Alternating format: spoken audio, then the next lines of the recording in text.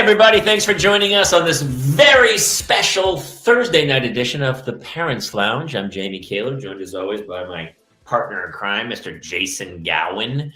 Hello. Hey, yeah, nice little Thursday night spectacular this evening. I needed it this week. I needed a little extra. Every now and then people need a little Thursday bump to get the energy to go into the weekend. That's a terrible analogy. To have a parental bump with one of our shows. Guys, thank you so much. This interview was pre-recorded, so we are giving a little bit of an intro. We have a fantastic guest tonight. If you are a regular viewer of this show, please do us a favor, like and follow us on Facebook, The Parents Lounge. If you're watching on YouTube, do us a favor and subscribe. Nobody ever does that anymore. They just kind of enjoy the content and then move on. Listen, I do the exact same. I totally get it. Share it. And share it. A lot of parents are actually sharing it. So if you know somebody else who's like at their wit's end and really they're thinking about maybe faking their own death, getting a fake ID, and then moving to Bali, which it's not a terrible idea. I'm screwed. I have such a distinctive face that the facial recognition software would pick me up. You'd have to do face off like a John Travolta, Nick Cage thing where you cut somebody's face off, maybe like a cadaver face or something, and then just put it on, just glue it on somehow, and then run for the border. I would. Well, that got dark quick. It fell apart. Somehow parenthood always it's fun, and then you put your fist through a wall. I feel like that's how it happens. I told you I installed a heavy bag downstairs to punch out my frustration. Did I tell you this? No, this is all new. I love this. I might have to order one. I got it at Dick's Sporting Goods on sale, and I was like, I'm gonna punch me a bitch, and I did. How could you not? Yeah, I had a speed bag in high school. Did you? Yeah, actually, it's a pretty good workout, but I get pretty good on it. But not a fighter whatsoever. People would see the speed bag go, "Oh, you like boxing?" And I go, "No, I don't. I don't like any sport where even if you win, you still get punched in the face a few times. I don't. It's not my jam." That's why I like the bag. It's not gonna hit me back. No, and that's the best thing about those bags. They don't hit back. And when I get winded, I can stop and have a Snickers.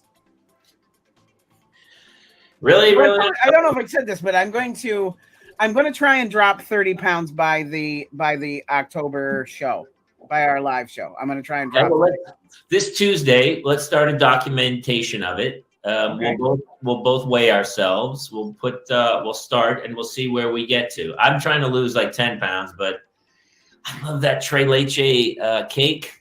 Oh, it's got like a milky vanilla flavor to it, and it's unfortunately losing weight and the Tres Leche cake with a glass of wine. They don't coincide. They're not complementary. No, they are inversely proportional, I believe is the correct terminology. Speaking of the October show, just to pop up a little announcement. Well, not really announcement, but we are returning to the Sayre Theater October 14th and 15th. Me and Jamie are returning to stage, and for some reason, we thought it was a good idea to bring Mulligan. We're making her do most of the time, I think. You and I are just going to sit on stage, have a couple drinks, and then make Mulligan do like 90 minutes or something. As soon as you and I start talking, she's going to just start shit-talking our material per usual. Yep, and then use very, very dirty words, because that's what she does. And the winery is coming back. Yes, it's exactly where there'll be a winery there, and that's a great show. So if you're in that area, please, for the love of gosh, come find us. And check us out tomorrow. We're going to be on The Fun Bunch on Jeff and Larry's Comedy Roundup on Sirius XM. Channel 97. Yeah, we get to hang, and so we're doing that on a weekly basis on his show. So that's kind of cool, super fun stuff. I invited Miss Bird to come join us. She is she's going to come and drop in sometime. Oh, that's awesome! Oh, that's and it's so funny because it's one of the comedy channels on Sirius XM. And as soon as you start, like everyone's like blah blah blah, all about all crazy stuff. And as soon as we start talking parents and children, everyone's like, oh. So I do think it is like the one thing, like no matter how divided everybody is on every subject in the world, when it comes to parenting, everyone's like, oh, dude, I know of which you speak. So Yeah. So thanks to all of you for coming on board and being part of the Parents Lounge crew. And to all you guys who crack jokes and share, we love you guys. So thank you for doing the that. The Jobos and the Cheryls and the Genevieves, the Shugs. The Shugs. Those guys. And somebody who's running for office in Wisconsin who's been signing on. Howell the Third or something. No, I forget his name, but he's running. We'll talk about that on Tuesday. He's running for congressional district in Wisconsin or something. Right? He's really nice. I have no idea how he found us. Super funny. And honestly, I might vote for him. I mean, I don't live in Wisconsin, but I might just mail a ballot in myself. I don't, what's the Dr. Oz was put on our ballot. Of course he was. Yes, he was. All right. We only talk parenting here. We don't talk politics. So our guest this evening, she was great. She couldn't do the live show, so we pre-recorded an interview with her. She wrote a fantastic book. If you're a mom out there, Someone Calls Me Mommy. And what she did was she did one poem, little tiny story from the point of view of the mother. And then there's a matching one from the point of view of the child. And it's pretty great. It's such a clever, great book. Yeah. I'm going to pop the link down here so you guys can check out where to get it. We loved her. So we're going to actually bring her back onto the live version. She passed the test. And so eventually some Tuesday when she can make the show, we're going to have her come perform live. But the book is called Someone Calls Me Mommy.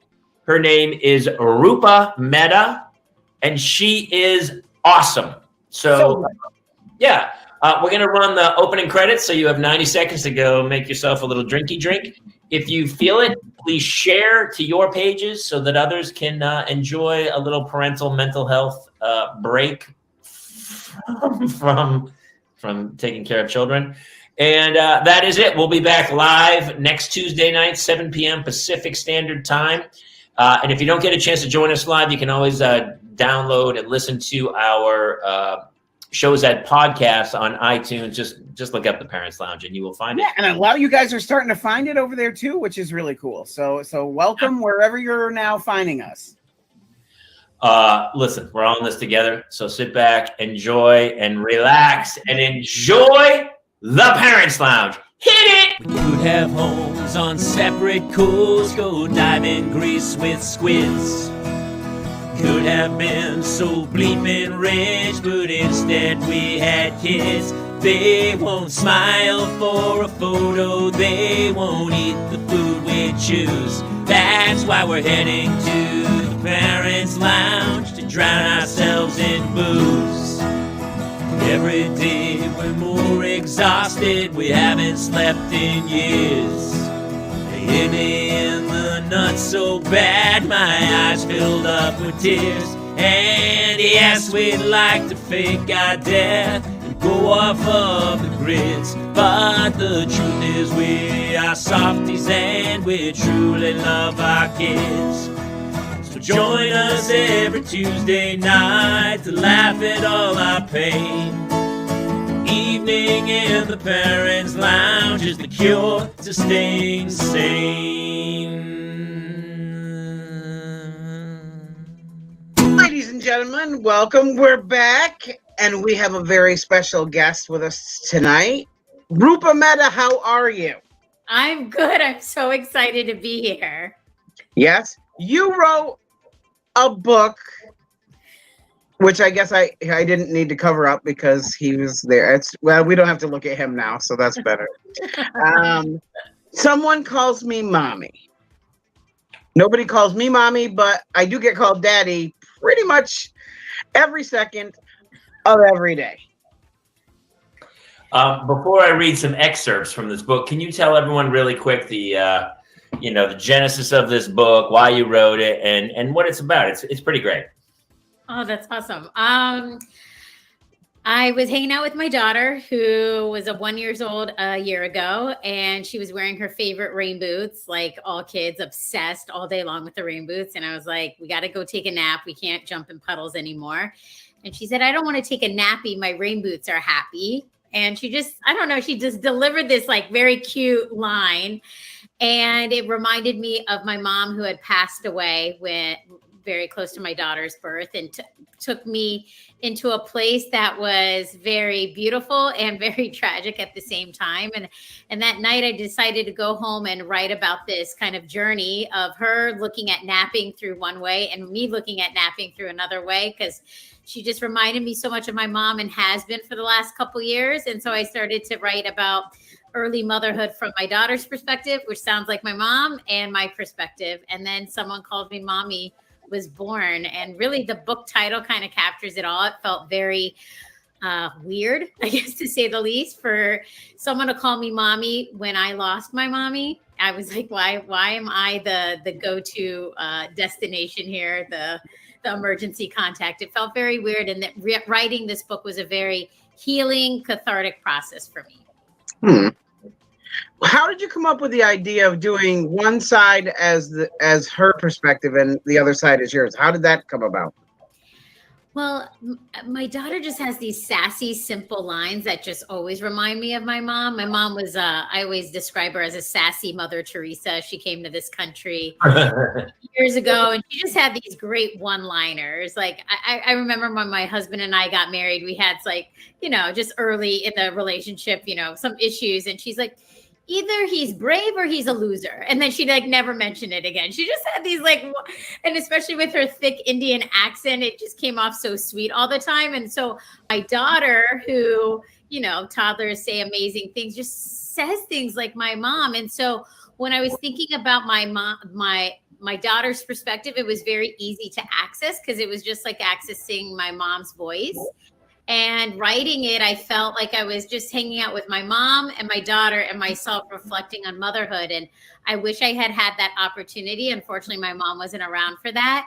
And so it was very easy to channel her voice. And it felt very necessary, because to truly answer your question, I feel, although it was hard to not have my mom during childbirth, it felt like I was able to be in the moment and more present as a result. I was, just in the thick of it. And it felt important to see a child's perspective in these moments that I'm like, a nap is most important, or breastfeeding sucks. And she, I'm just looking at her and I'm thinking of my mom and like, what is this child thinking of? I'm going to be honest. I'm terrified to find out what my children think of. I don't trust them. I don't trust them at all. The other night we were talking about, we're dealing with iPads and, how to control it. Like, some of our friends are like, they don't let them on at all. And then all of a sudden I get exhausted. I'm like, yeah, it's fine, whatever. And they're playing Sneaky Sasquatch in Apple Arcade right now for like hour. I'm like, God, I'm a terrible parent. Oh, you did go with a free trial. Yeah, we did the 3-month free trial, but I think we're going to get rid of it now. I don't know. I don't know anymore. It's like, how do I make them read and not play on their iPads for...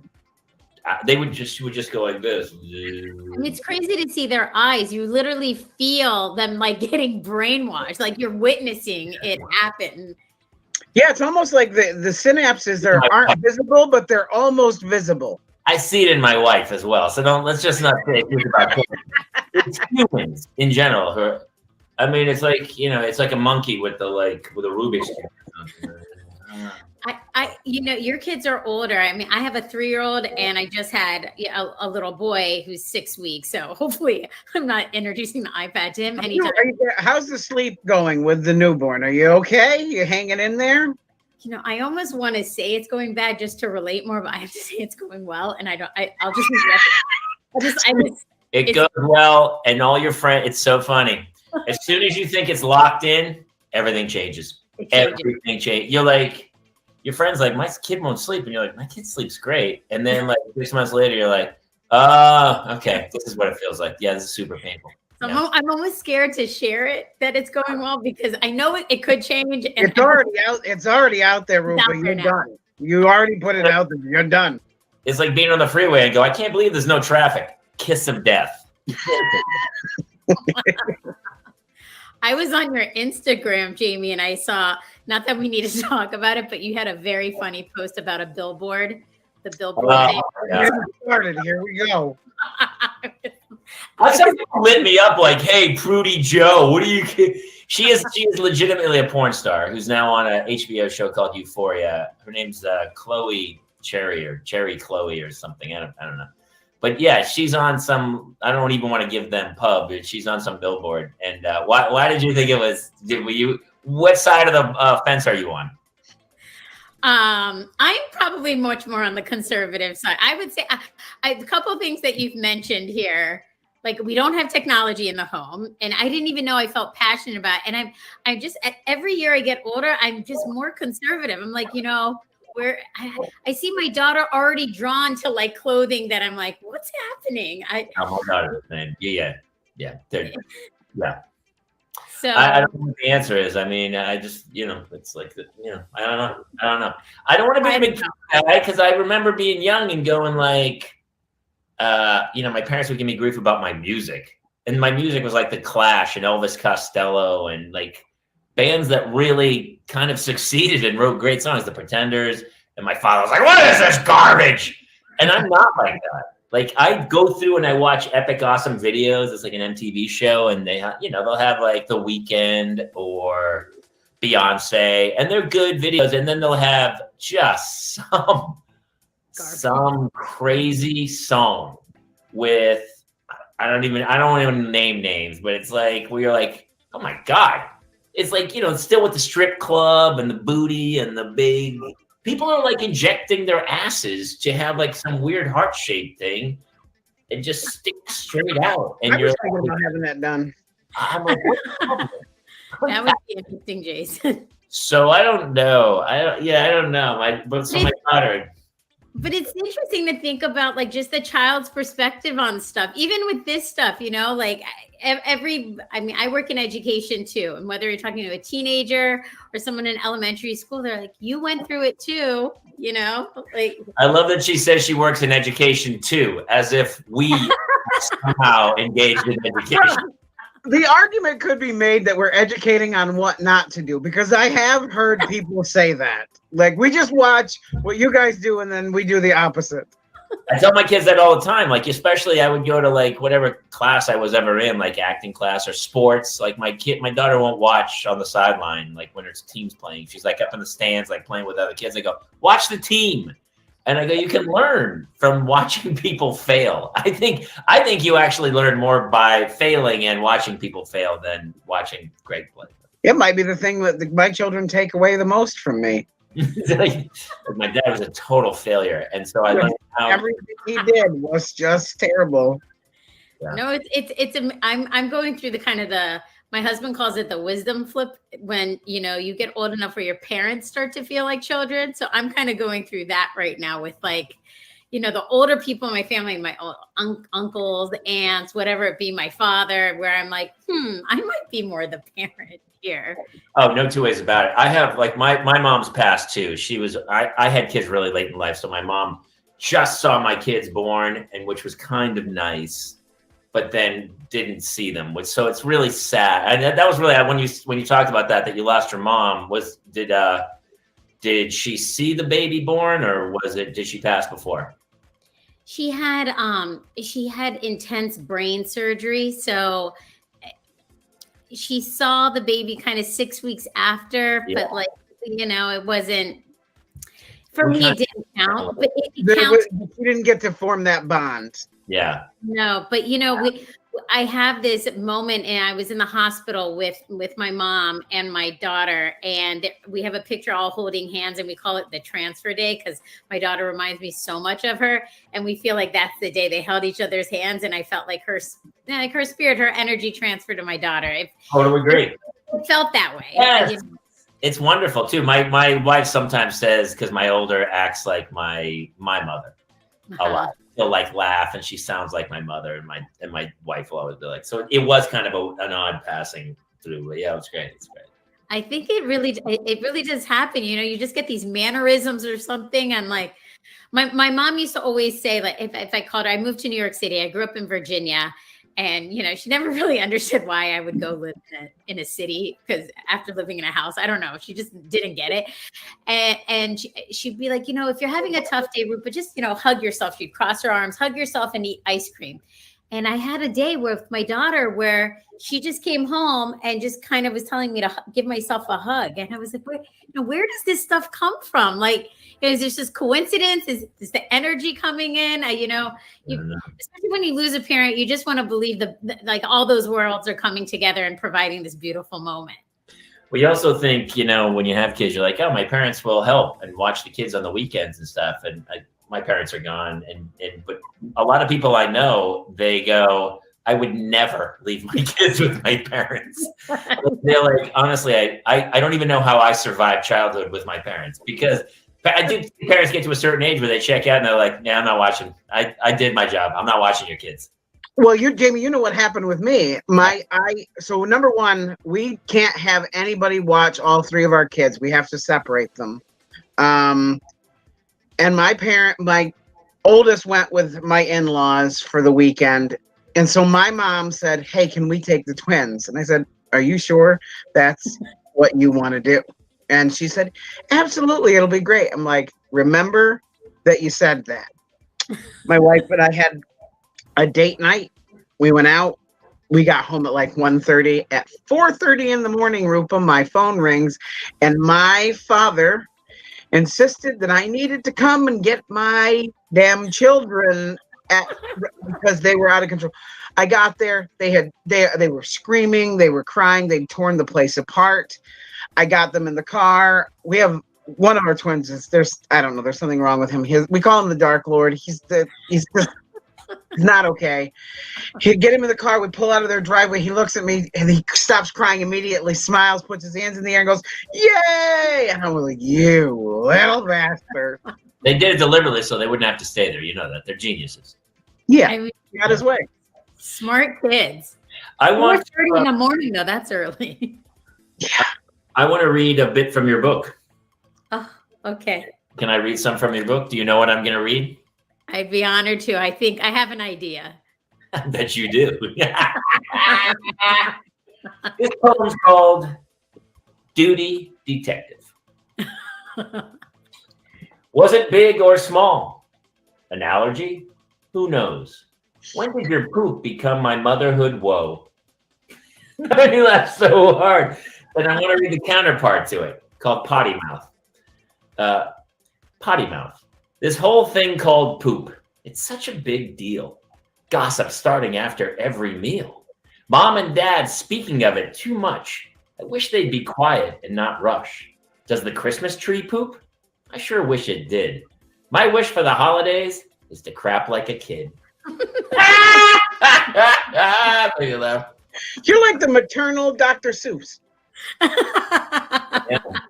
You ever do this book on tape? I'm in. I'm going to do it. I have another one. There was another one that made me laugh. Why would you read her book? I love the way you're reading it. I just love it. Makes me so happy. Oh, don't do this. Then he gets cocky, and then I got to deal with it. Oh, I'm already cocky. Read. This one's called Help. I function like a workhorse. Love you more than the best nurse. Carry more than my big purse. Yet expectations are my worst curse. Do you have others you can coerce? And here's the counterpart to it. I have sources. My mom seems wonderful, but you seem yummy too. Do you have boobies for me? I'm relentless. Don't worry, my mom's not jealous. As my wife calls.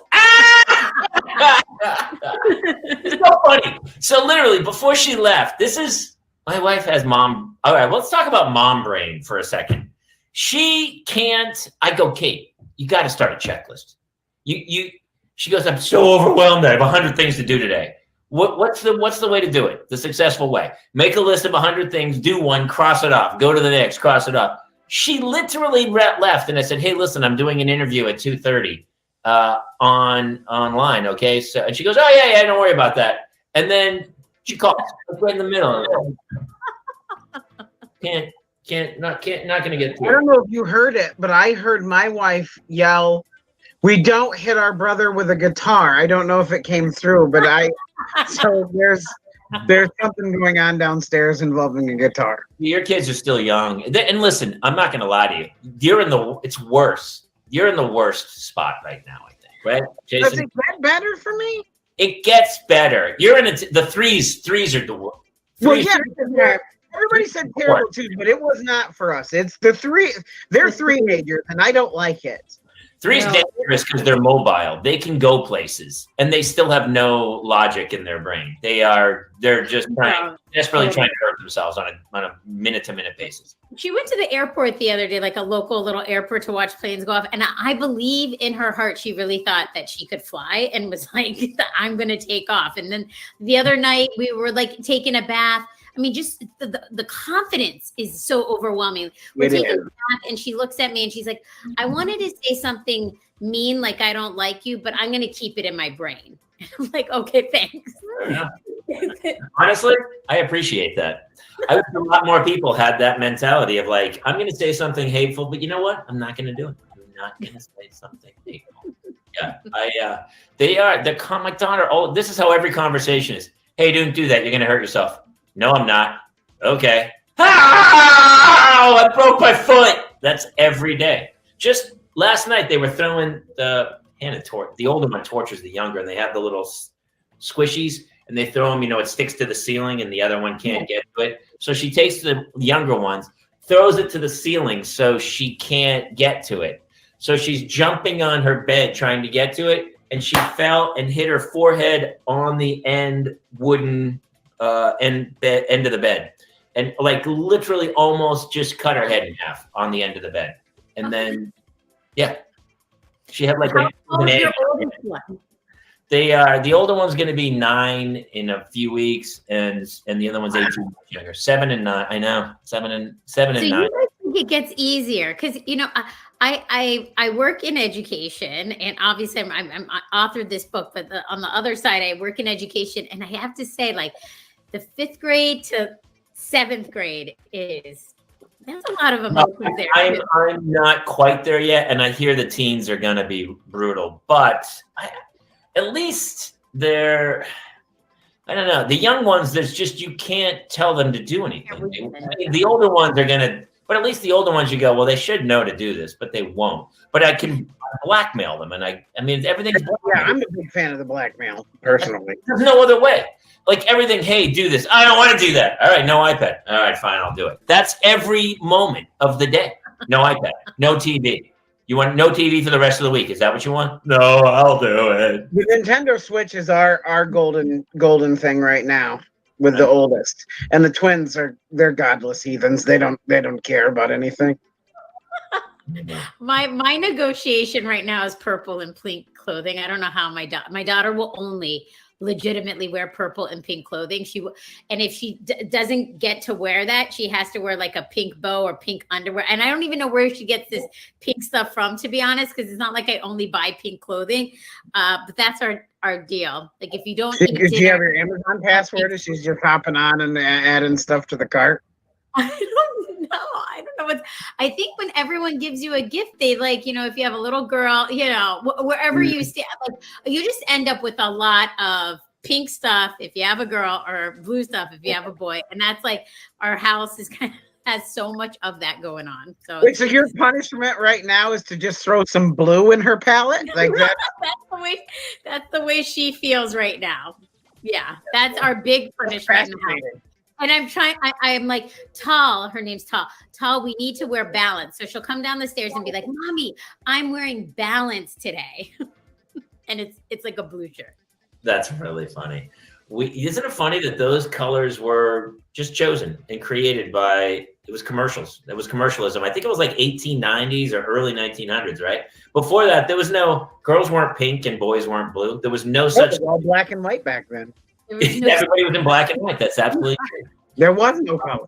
Somebody dictated that the same way they dictated at some point. Somebody was like, diamonds should be an engagement ring. Even when I had to buy a diamond for my wife for engagement, I was like, this is corporate bullshit. This is putting on us. This is not a thing. And she was like, no, it is a thing. And it's yeah. Did you lead with that during the proposal? I got on one knee, and then I did a big diatribe about corporate takeover and how they can go after themselves. And then I said, will you marry me? I think.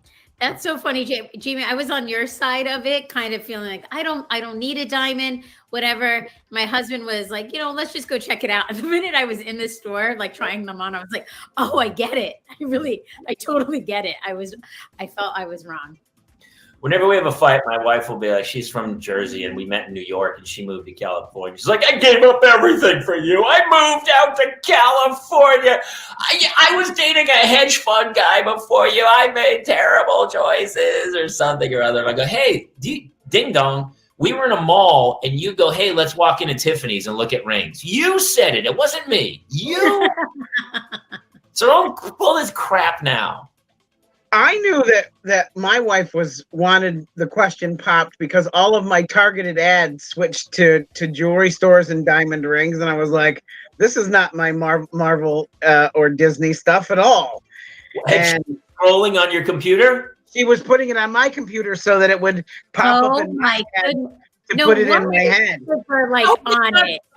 That's a bit. That's such a good bit to go. Like, why am I getting targeted? And then all of a sudden it cuts to her and every day she just searches really expensive diamond rings. Well, that's what I would do. And then I found that when I was going to work, she was putting it into my laptop. So it was coming up in my ads. And I can't verify it, but I think she was also like at my phone, diamond rings. So and then you guys decided, yeah, let's do a diamond ring, or did he surprise you? Well, he proposed like maybe a month before we went shopping with a rubber band. He felt in the moment like he just was overtaken by the moment, proposed, like wrapped a rubber band. And I was like, oh, I have faith that something else will come along. So then we went diamond shopping together. So wow. Wow. He got it done with a rubber band. He must have some serious other talents involved. You're gonna do this like, hey, you want to do this and give you a rubber band? He must have something.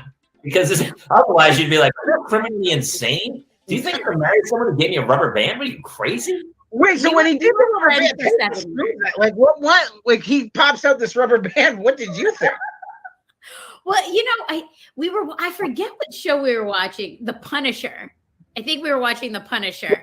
Like the Marvel Punisher? Sure. Really very set. Sexy, very romantic. Very romantic. So like a proposal. It was like a snowstorm outside and we're just inside. And we had been friends for 7 years. So maybe the comfort level was there.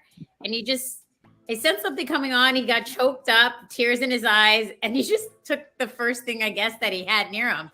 And I did wear that rubber band until I got the diamond ring. No, I've seen The Punisher. He was choked up because it was probably a very emotional episode. Sometimes some of those episodes can get really heavy and sad and stuff. So. I mean, he had so much loss. He probably sat there and was like, I can't believe I found a woman who will watch The Punisher with me. I got to lock this one up. Because my wife never watched The Punisher. She's not watching The Punisher. Are there shows you and her watch together, Jamie? Yes. And we talk about if you can make a show that a husband and wife will watch together, you're going to make a lot of money. Well, let's talk about it. That's a great point because there's not many. There's really not a lot of shows that husbands and wives will watch together. What do you guys watch besides The Punisher? What's some of your favorite shows that you'll watch? Well, hey, I can think of 3 or 4 right now. So yeah, go for it. Well, my husband is in film, so he produces film, and I don't come from that. So I feel like my taste level is not as high as his. So we end up separating very easily. So I'll watch something mindless and he just won't. Let me think. I watched Gilmore Girls, which I loved. I tried to get him into it. I was successful for a little bit. I watched Parenthood. I could watch the same movie multiple times. He moves on to new things. He likes adventure, mystery, scary stuff. I can't do it. You can't think of one show. So Punisher is the only one you guys watch together? No, I'm trying to think. I haven't watched a show in so long, guys. Well, what's a show? Well, no, you have a. Well, that I do. What's a show that if you watched the upcoming episode without him or vice versa, there would be hell to pay? I remember those where I watched episodes and then I had to go back and rewatch them and not tell her I'd already seen it. She's like, "Oh, we're watching that." I go, "Yeah, we'll watch that. Yeah, it sounds good." Even though I'd already seen it because I couldn't wait. American Idol, we both are very into. Okay. I never watched it in a long time, but the first few seasons I watched religiously. Yeah, it was a really great show. It was really, really great. It jumped the shark. Ted Lasso, that we watched. Ted Lasso and The Crown. The Crown. The Crown is, and I would put in the same category Downton Abbey. We love Downton Abbey. Loved it. And we love The Crown. We love The Crown. That was a good mutual show because we were so invested, and then and the production value is amazing. And Ted Lasso, we both just found hilarious. We loved it. I need to watch that. I can tell you right now, if I were to move ahead with Stranger Things without her, she would cut me. Yes. Yeah. I will tell you, if you want a new show that's in the same vein as Downton Abbey and The Crown, The Gilded Age. It's basically Downton Abbey set in the early 1900s in New York. It's really great. It's on HBO. Mad Men for us. Great show. We both loved Mad Men. Oh my goodness, what is that show? It was your Mad Men reminded me of it. Oh, never mind. I have to think of it. It's police car.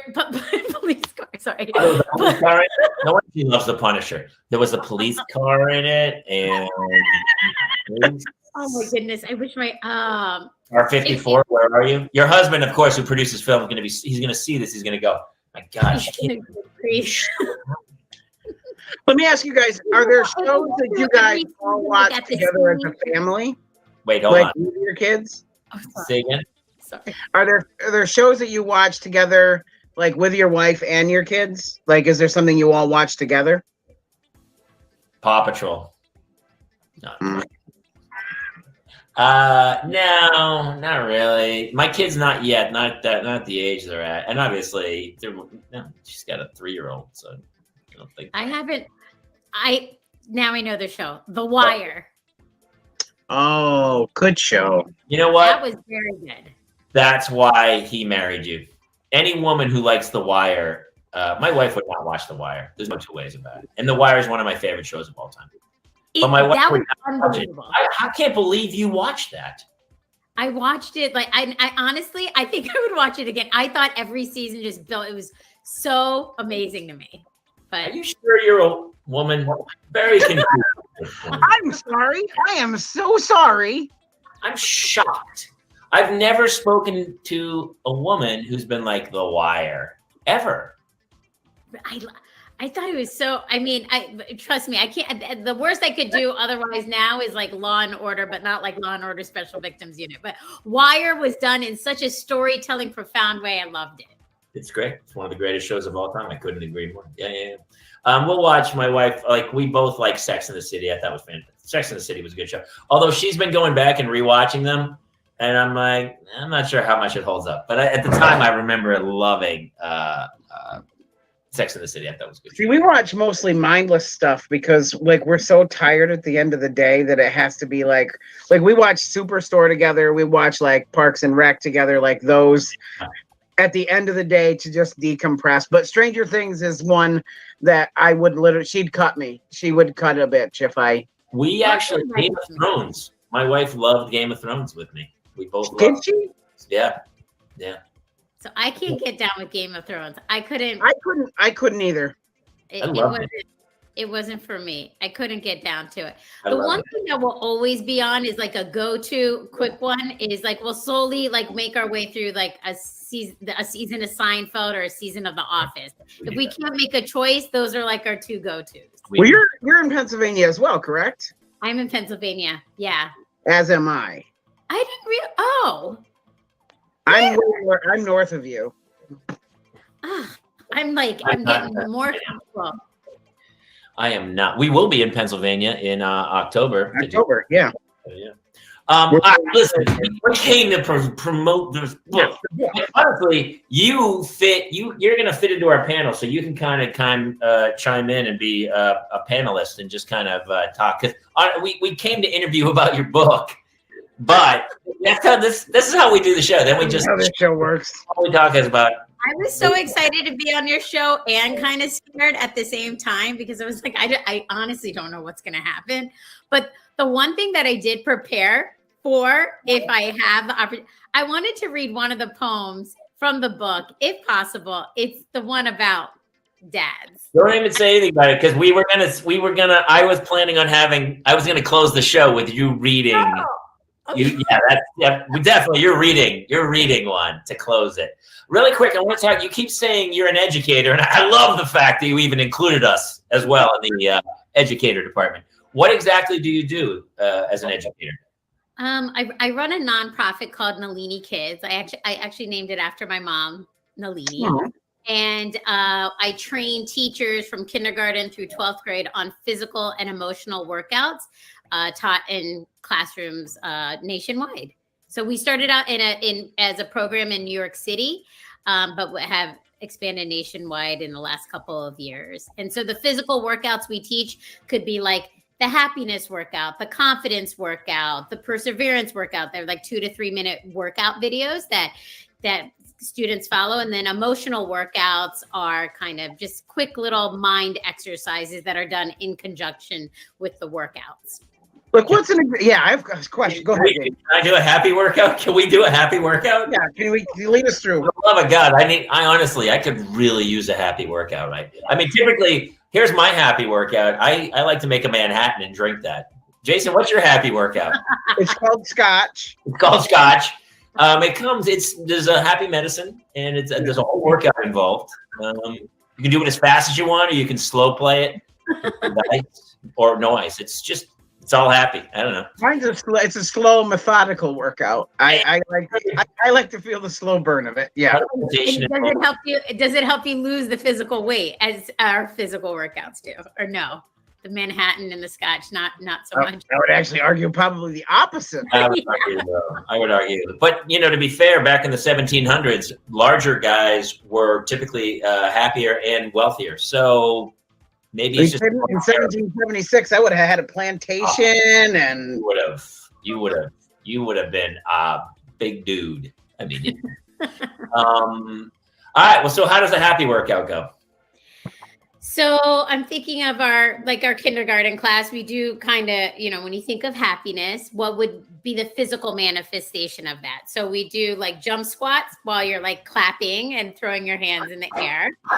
And then we do the dictionary. We talk about the dictionary definition of happiness. And then we ask students to provide their own definition. And you upgrade that to like older students, or even younger students. I mean, across the spectrum.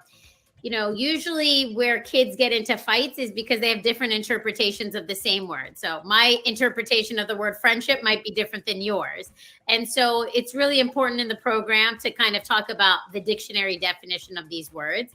And then we see how these words manifest in different ways. So happiness, if a science teacher is teaching it, what happens in your body when you're happy? What's the chemical kind of manifestation of that? In a math class, you might do a survey and measure the emotional weight of the students in the classroom, if they're heavy or light, and then calculate that. So that's kind of the emotional workout that you'll do in conjunction with that physical jump squat. Oh, I'm happy already. I feel it. Yeah.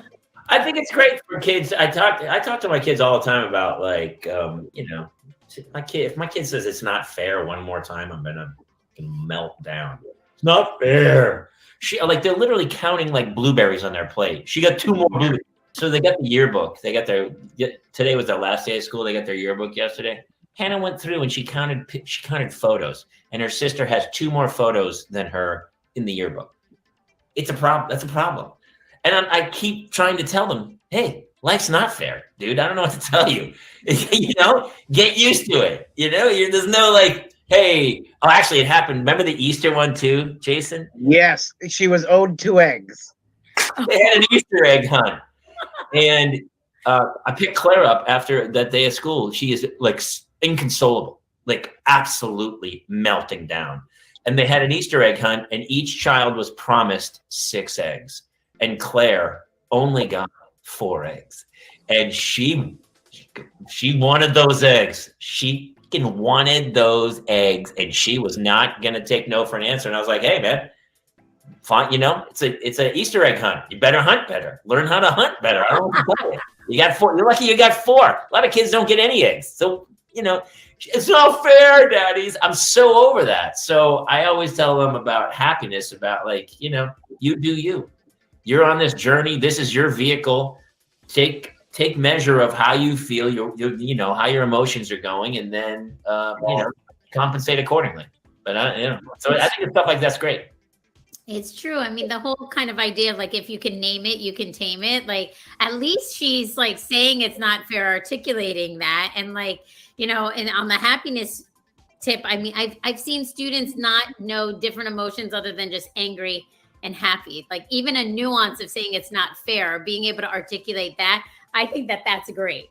Because, like 4 eggs versus 6 eggs, maybe technically it isn't fair. So like in a NaliniKIDS class, we would look up the dictionary definition of fair and then see like, hey, academically, is society fair? Is your community fair? Is your family fair? And then really like highlight that idea across the board and kind of prove the point.